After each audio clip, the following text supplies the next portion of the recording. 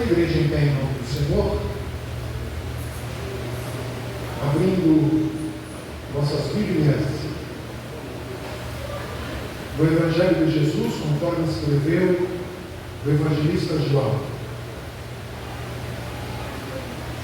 O Evangelho que João escreveu a respeito de Jesus, Evangelho de João, capítulo 1.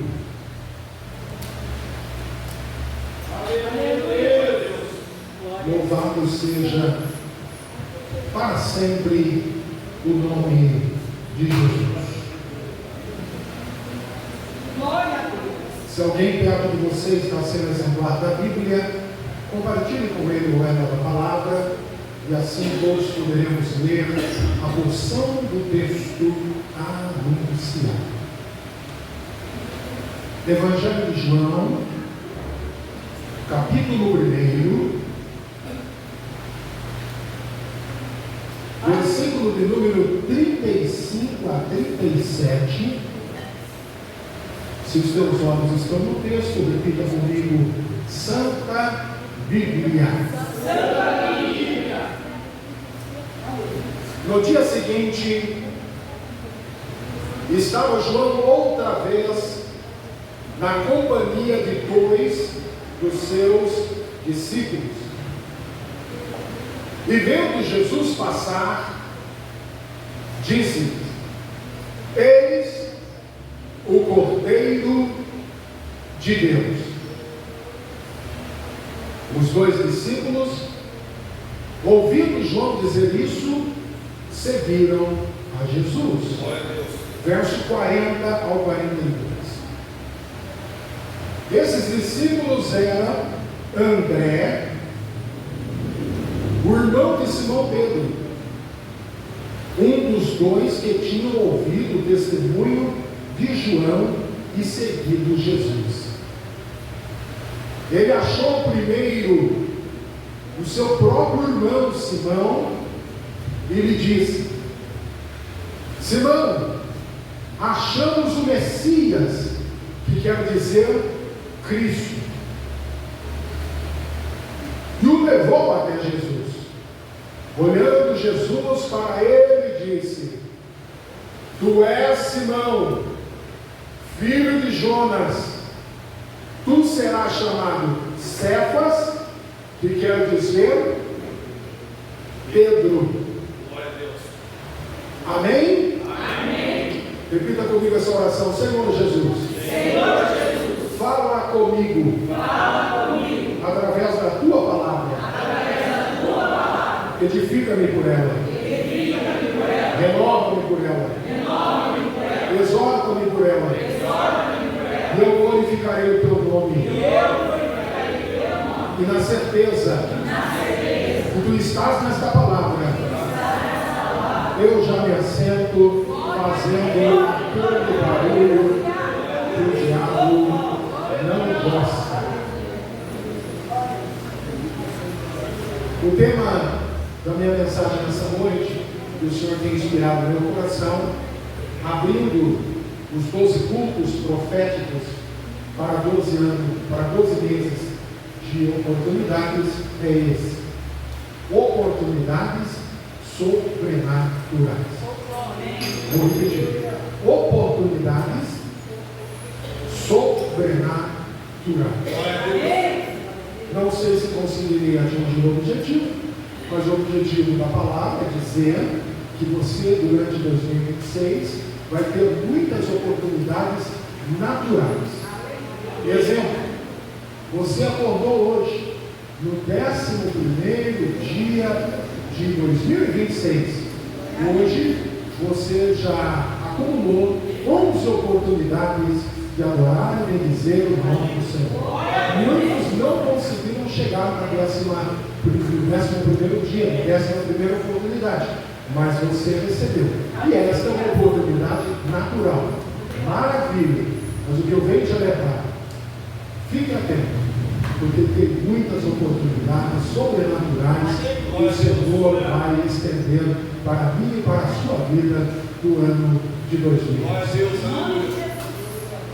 Começa a pregar dizendo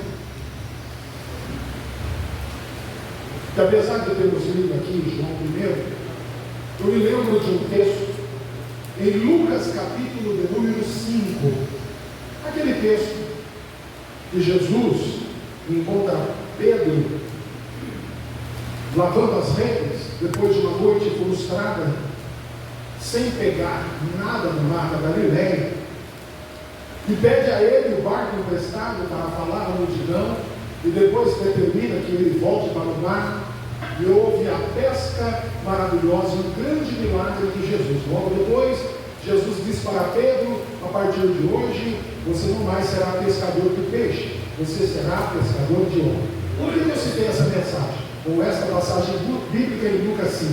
Porque muitas vezes, nós, pela forma de Lucas estender a palavra, estender a história, nos contar esse relato, nós até ficamos com a impressão que foi a primeira vez que Pedro encontrou-se com Jesus e que Jesus encontrou Pedro. Na realidade, Lucas 5, na pesca maravilhosa, foi a terceira vez que ambos se encontraram.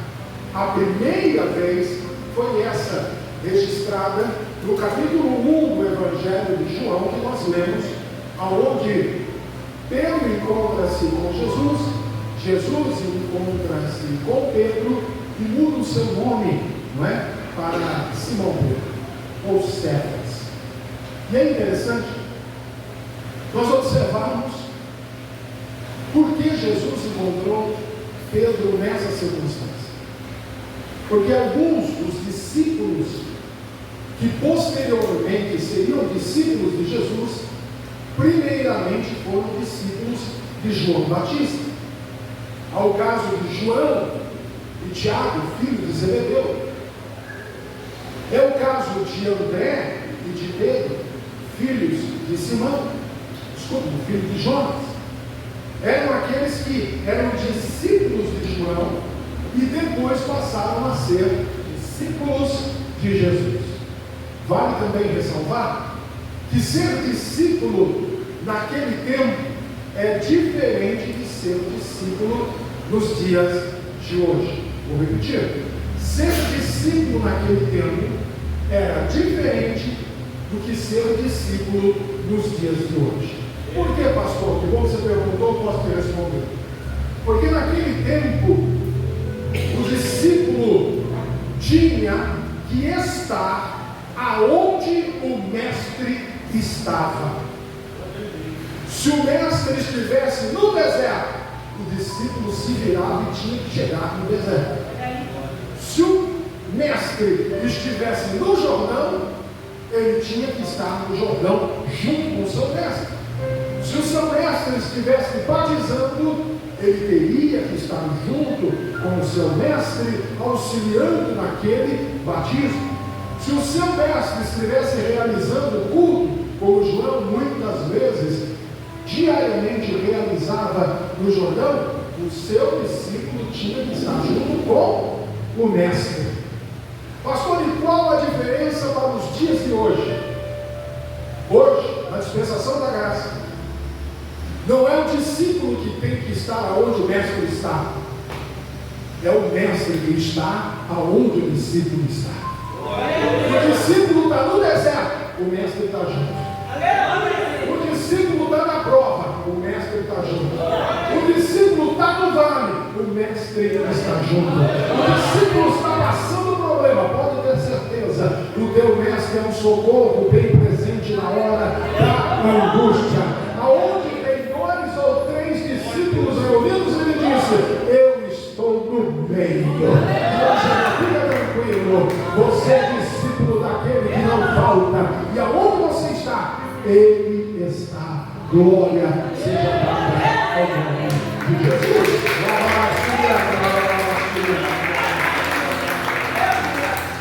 E qual foi a circunstância que Pedro foi atraído para conhecer Jesus?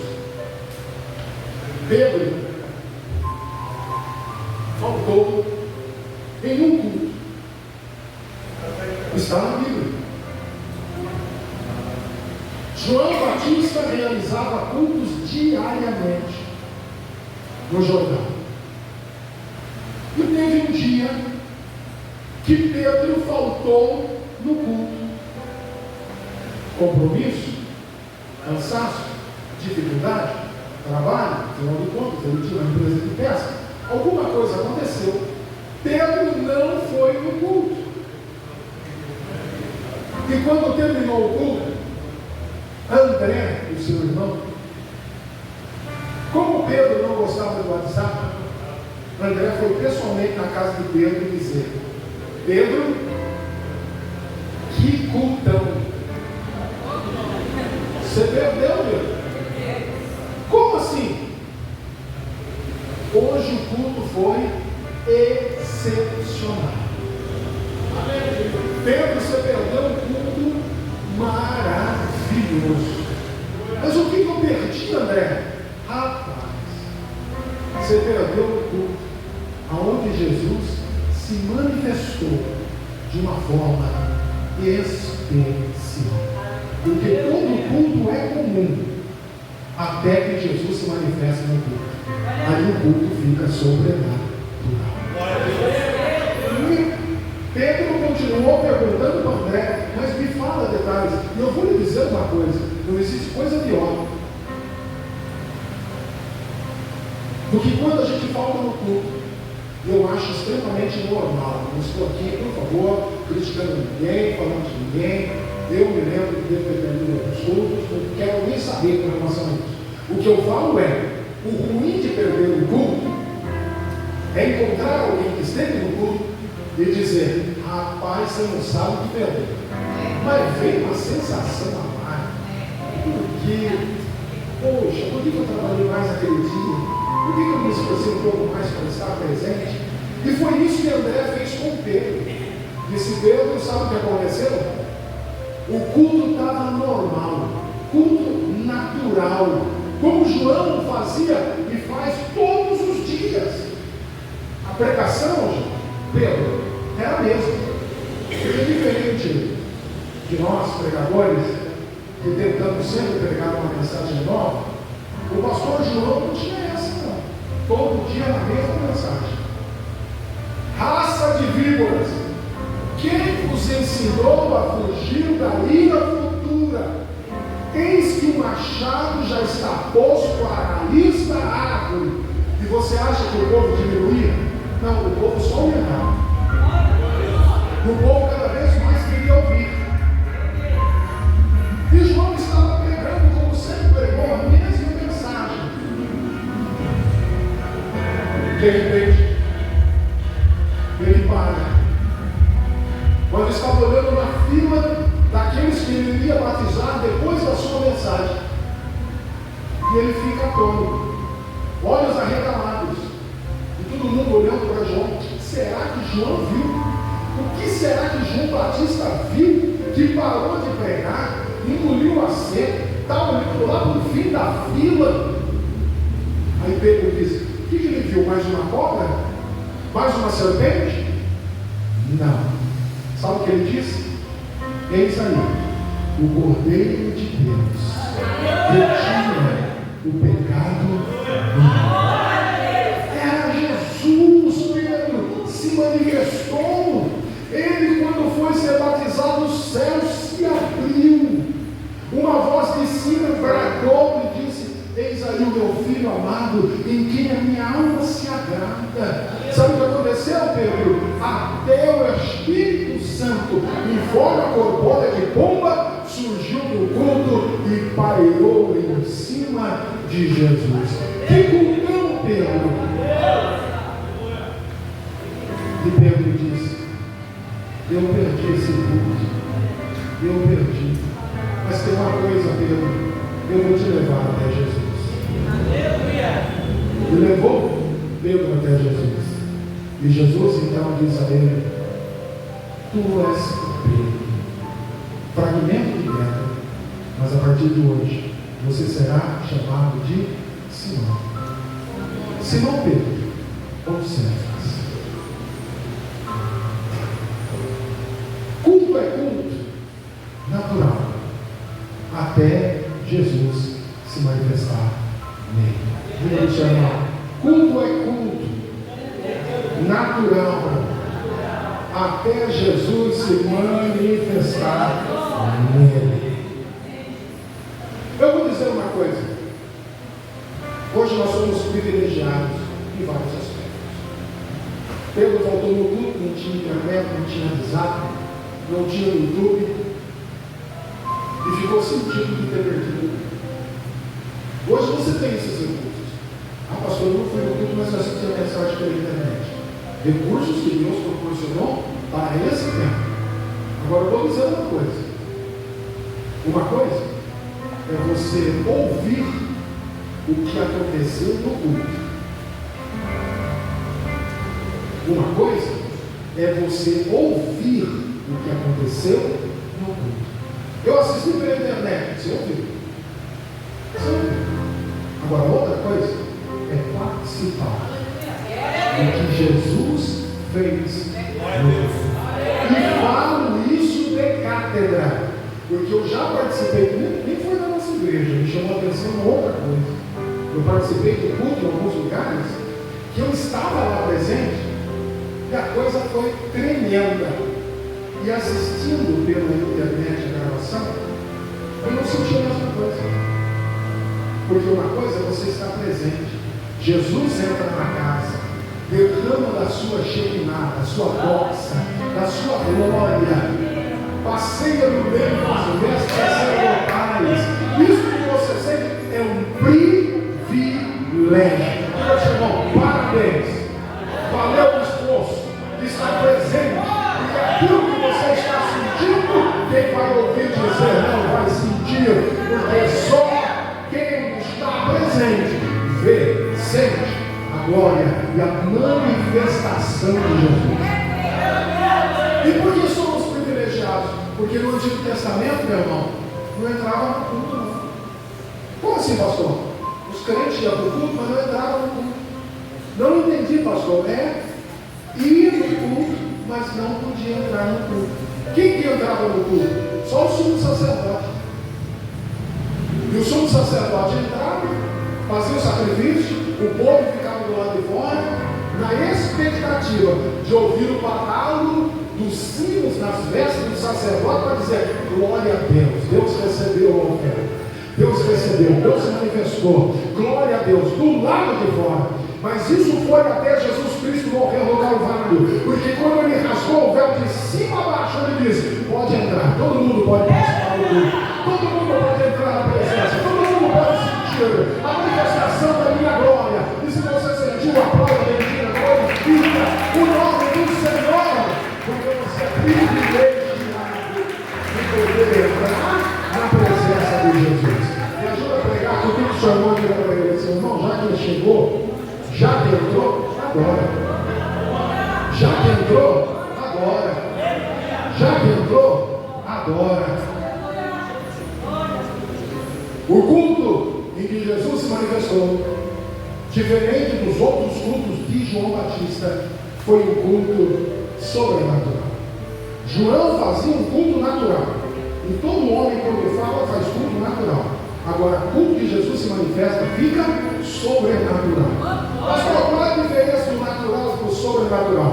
Culto natural, meu irmão, é aquele que as coisas acontecem de forma natural, lógica, como Deus criou. Eu fico imaginando Faraó olhando da janela do seu palácio para o mar vermelho. Durante anos ele conhecia aquele mar de uma palma da sua mão, e ele via todo dia as ondas do mar vermelho subir e descer, subir e descer. Isso é natural. Mas sabe o que é sobrenatural? É Moisés levantar o cajado e, em vez da onda subir e descer, metade do mar ali para a direita, metade ali para a esquerda, e quase 5 milhões de hebreus passarem a pés enchidos.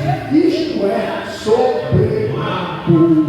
O que é natural? Natural é a cadeia alimentar. O leão devora a zebra, o leopardo devora o cervo, a onça devora a ovelha. Mas o que é sobrenatural? Sobrenatural é Deus bradar: Moisés, Noé, pode entrar na arca, porque os animais estão vindo par em par, um do lado do outro, um devora o outro, e durante 370 dias, o leopardo, a onça, o leão, fizeram jejum, comendo só capim, mas não devorou animal nenhum. Isso é sobrenatural. Natural é uma fornalha ser aquecida, e se o ser humano entrar nela, vai morrer queimado. Agora, sobrenatural é uma fornalha ser aquecida 7 vezes mais. 3 hebreus serem jogados lá dentro, aparece um quarto, e todos eles ficam passeando no meio do fogo, e nem cheio de fumaça eles têm. Isso é sobrenatural. Isso é sobrenatural. Natural é uma velhinha de 90 anos, terá artrite, terá artrose, ter osteoporose, está reclamando de reumatismo. Agora, o que é sobrenatural? É uma velhinha de 90 anos dentro da sua tenda, bradar: Abraão! Chama a parteira, porque a promessa já vai nascer. A promessa vai nascer. O parto vai acontecer. Isso é sobrenatural. O que é natural, pastor? Um homem conhecer uma mulher. Ambos se deitam, têm relações sexuais, ela fica grávida, dali 9 meses nasce um menino, o menino nasce, cresce, fica velho e morre. Isso é natural, é lei da natureza. Pastor, o que é sobrenatural? Sobrenatural é uma jovem de 17 anos, ainda virgem, que nunca deitou com homem nenhum, receber a sombra do Espírito Santo sobre ela, ficar grávida do Filho do Altíssimo, ter o parto, a criança nascer, a criança crescer, aos 33 anos morrer, 3 dias depois ressuscitar, e está aqui, ó. Está vivo. Isso é sobrenatural. E é isso que Deus tem reservado para mim e para você no ano 2026. Oportunidades sobrenaturais. Oportunidades sobrenaturais. Digamos que não. Adora porque tem oportunidade sobrenatural de Deus vindo para a sua vida. Sobrenatural é o encontro. O que aconteceu com o rei Josafá. O rei Josafá estava tranquilo no seu trono em Jerusalém. E de repente, ele é surpreendido por notícias complicadas. Josafá, meu rei, não trago boas novas. Diga, 3 exércitos, o exército dos amonitas, dos moabitas, dos povos do Oriente, se juntaram, 3 exércitos, para virem contra Jerusalém. Dá para ficar pior? Dá. Estão armados até os dentes. Dá para ficar pior? Dá. Já estão no meio do caminho. Não dá tempo de arregimentar o exército, não dá tempo de montar estratégia de batalha, não dá tempo de fugir. O que nós vamos fazer, Josafá? O senhor quer que eu diga para o povo, avise o povo, se despeça de quem você ama? Vai lá beijar sua mãe, sua mulher, seu filho, porque todos vamos morrer. Eles já estão em Gedi, no meio do caminho. Daqui a pouco estão chegando em Jerusalém. Vão acabar com todo mundo. O natural era Josafá dizer: quem puder fugir, fugir. Quem quiser se despedir, se despeça. O fim está aí. Em Gedi é logo ali. Eles já estão lá. Mas o que é sobrenatural foi o que Josafá determinou. Convoque toda Jerusalém e todo o povo de Judá. Digo para se ajuntar no arraial, porque eu quero falar com eles. Se ajuntou o povo de Jerusalém e de Judá no arraial de Jerusalém, e Josafá disse: a partir de agora, todo mundo vai jejuar e orar. O inimigo está vindo, está chegando, já está próximo. Estava em Gedi, até convocar o povo, e Josafá determinar isso, eles estão mais perto ainda de Jerusalém. E Josafá pede para o povo jejuar e orar. Porque Josafá, inteligente do jeito que era, ele concluiu: as batalhas que eu não posso vencer de pé, eu tenho que vencer de joelho. Vamos orar. E todo o povo começou a jejuar e começou a orar. Eu acho tremendo isso, meu irmão, minha irmã, porque para quem mora de fora, quando uma pessoa está de pé e se ajoelha, ela está descendo. Ouvindo aleluia, vou repetir. Quem olha de pé de fora, vê e conclui que uma pessoa que estava de pé e se ajoelha, ela está descendo. Mas no reino espiritual, quem está de joelho está subindo. Está subindo. Está subindo. E a palavra do Senhor vai dizer que o clamor do povo subiu. O clamor do povo subiu. Atravessou o primeiro céu, o céu atmosférico. Atravessou o segundo céu, o céu estelar, onde estão os planetas. Rompeu o terceiro céu, o morado de Deus.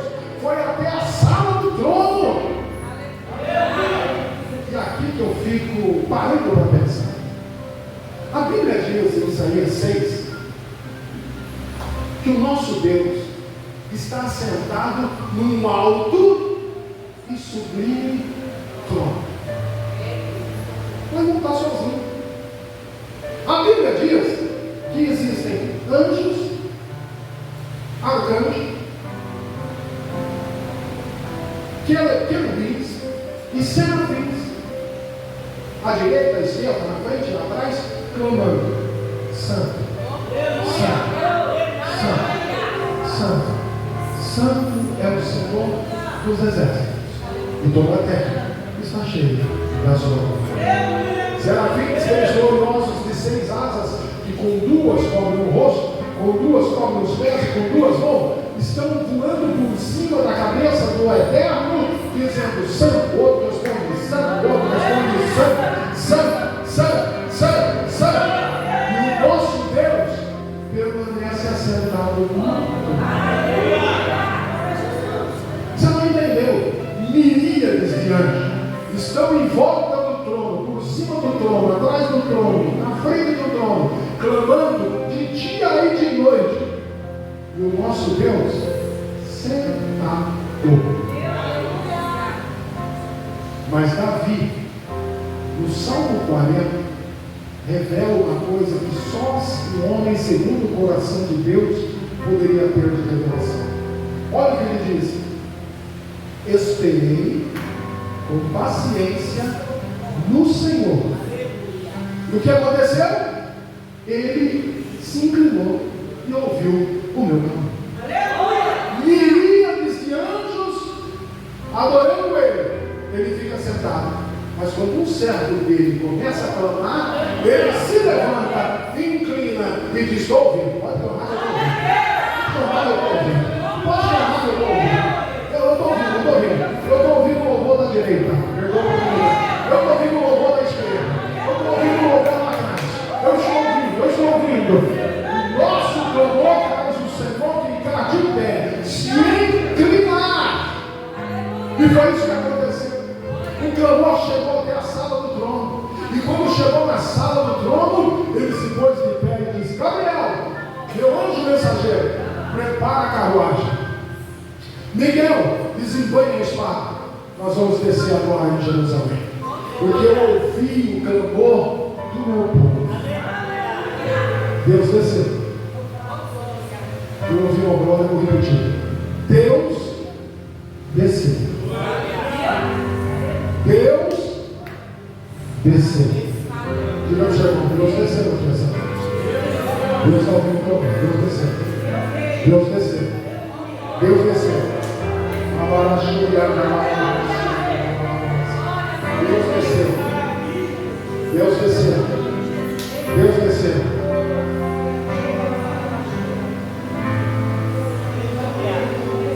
Eu fico imaginando o arraial aquele dia. Lotado de gente. E clamando, desesperado. Socorre, Deus. Jeová, socorre. O inimigo está vindo, Senhor. Misericórdia da minha vida, misericórdia da minha família, misericórdia da minha casa. E clamava, e clamava, e clamava. E Deus desceu. E Deus desceu. Esse é um culto profético, amém? Então fique de pé. Deus desceu. Pastor, você tem certeza? Eu tenho. Deus desceu. E eu vou fazer um ato profético aqui.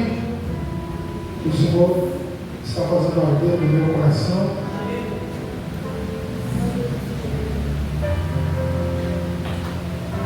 Para provar que o Senhor desceu.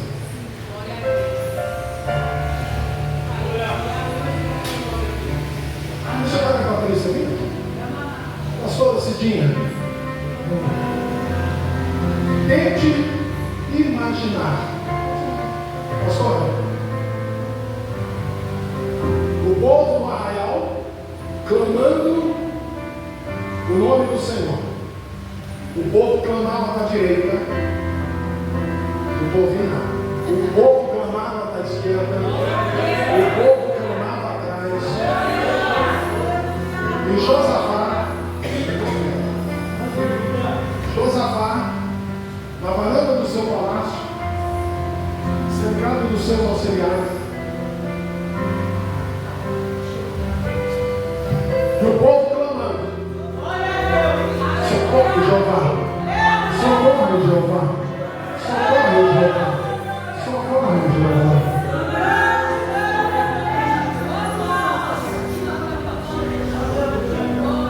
O dom de profecia está na Bíblia. Quem será? Deus vai usar. O dom da profecia está na Bíblia. Quem será que Deus vai usar? Quem será? Quem será hoje é você? Quem será que Deus vai usar? Quem será hoje anda se esconder? Quem será hoje é você? Quem será que Deus vai usar? O dom da profecia está na Bíblia. Quem será que Deus vai usar? O dom da profecia está na Bíblia. Quem será que Deus vai usar? Quem será onde anda se esconder? Quem será onde eu vou pegar você? Quem será que Deus vai usar? A palavra do Senhor diz que quando o povo estava orando, Jaziel, filho de Benaia, saiu de lá no fundo da congregação, tomou a palavra e deu o recado de Deus para Josafá.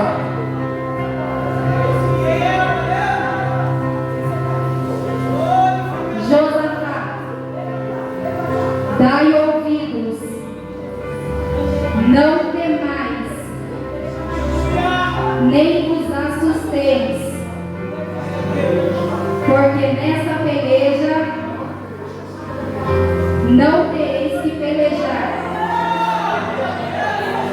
pois esta peleja não é vossa, essa peleja é do Senhor.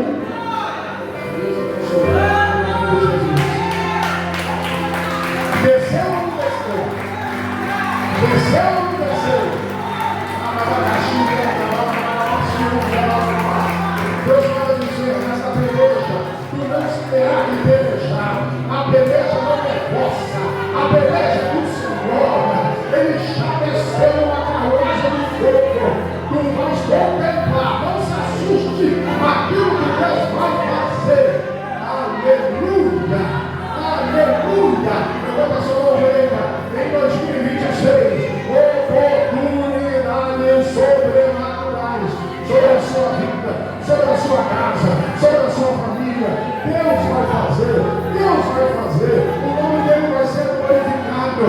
Tantas coisas você passou pela tua cabeça e disse: não dá, não vai ter condições. Mas Deus está movendo o sobrenatural, porque ouviu o teu nome, porque ouviu a tua oração. Se você crê, aplaude e bendiga o nome de Jesus.